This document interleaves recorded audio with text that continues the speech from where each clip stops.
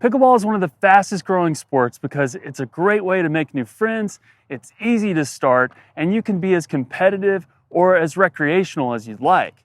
But when you go from recreational play to tournaments, the competition level goes up, you raise the stakes, and the intimidation factor goes up as well. Today we're going to look at how to prepare for tournaments from tip to tail, and we'll take it in stages so you can prepare for it easily. It's my hope that with this video, you'll learn how to prepare for tournaments, you'll pick up a few tactics you can use when you play them, and you'll learn how to compete at a higher level with confidence. Let's get into it.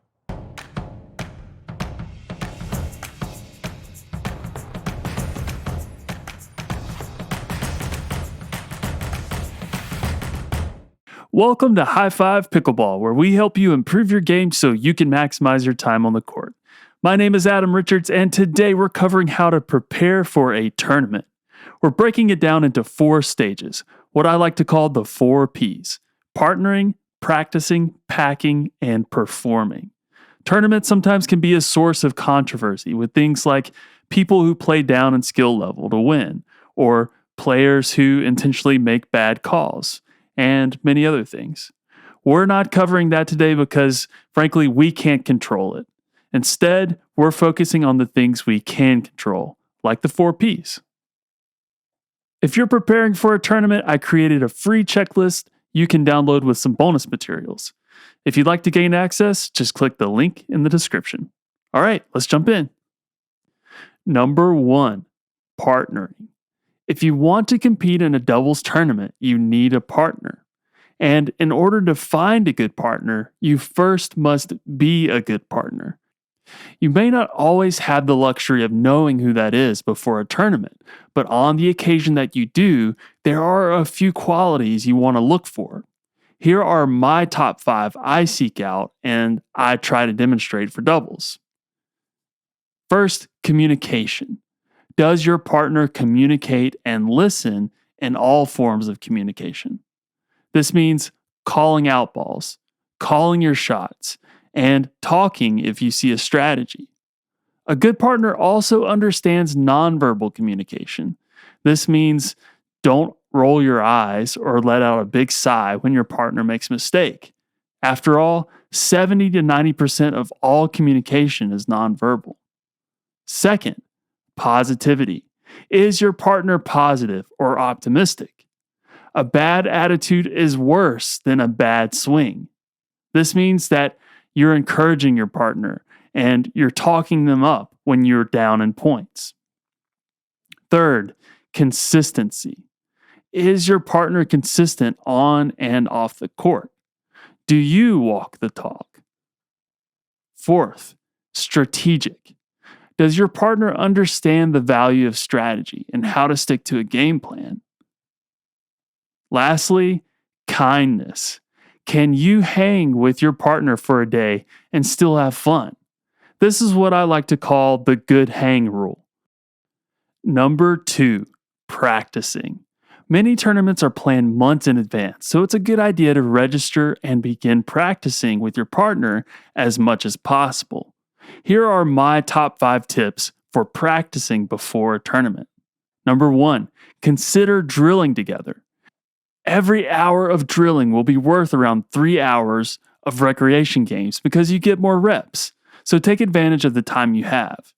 Drill your dinks, your third shot drops, and your resets in the transition zone. Also, be sure to debrief and communicate after each drilling session to understand what you're learning. Second, practice the in-game adjustments you use in tournaments. Consider things like stacking when you're down in points, calling your shots, crafting a strategy, and isolating players.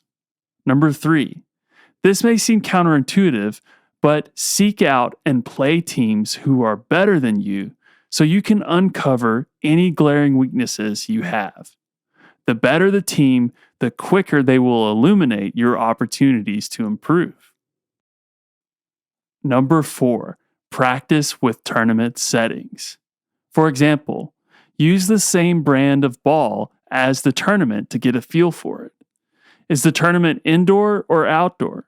Are the games to 15 or 11? Knowing these things can help you practice like you will play on game day. Also, this may sound simple, but know the rules and practice by them. This will help you for game day. And lastly, one creative way to practice tournament mode and to simulate a high stakes competition is to try a round robin tournament with friends. Here's how it works. First, create a bracket or download the free brackets from the checklist. Second, each person or team will draw a number from a hat.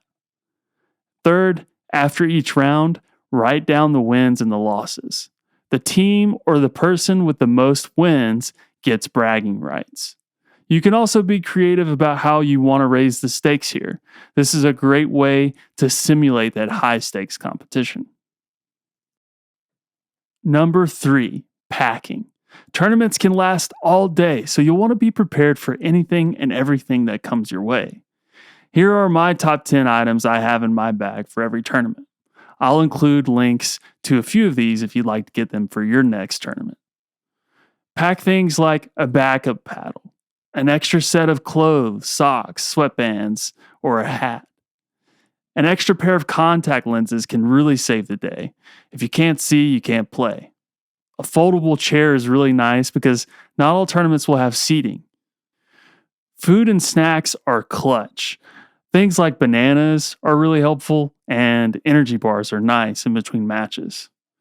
A refillable water bottle is really great to have. Pain medication is always nice. This comes in handy, actually. KT tape, I love this stuff, and it actually works. Powdered hydration, I love liquid IV personally, and pickleball cocktail is really great. Towels are a great way to stay dry. I use this microfiber one. Lastly, you need a bag to put all this in. And if you're looking for one, definitely check out Vulcan and Selkirk. I've used both of those and I love them for tournaments. Last but not least, we have the final P, which is performing. As competitive pickleball players, we all want to make it to the podium at the end of the day.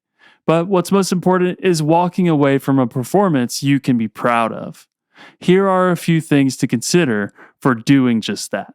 First, you want to rest. Consider resting on the day before a tournament to give your legs a chance to recharge, but ultimately, get a good night's sleep.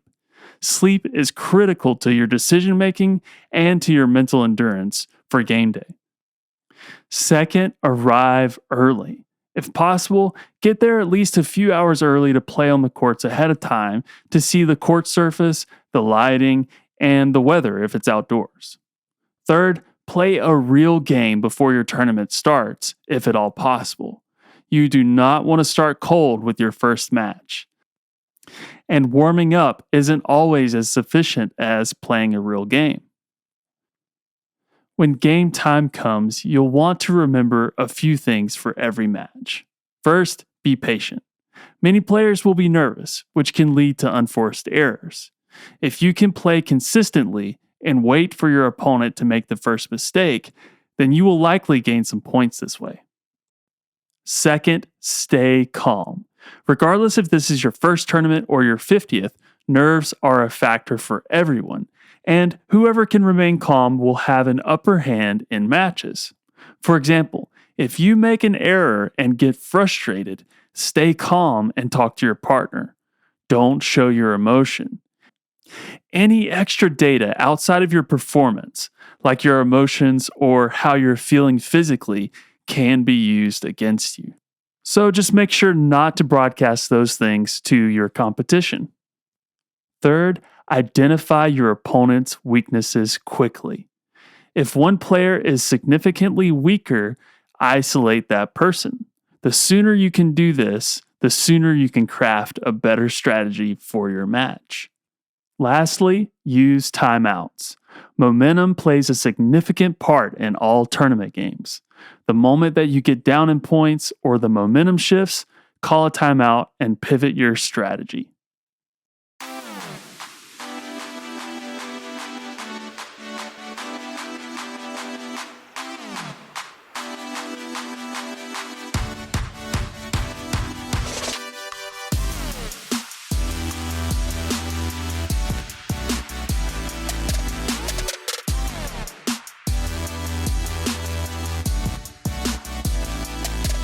So that's it. Which P was the most helpful for you? Let me know in the comments. And as always, if you enjoyed this content or learned something new, please remember to like, subscribe, and hit that notification bell so you never miss another update from High Five Pickleball. Thanks for watching.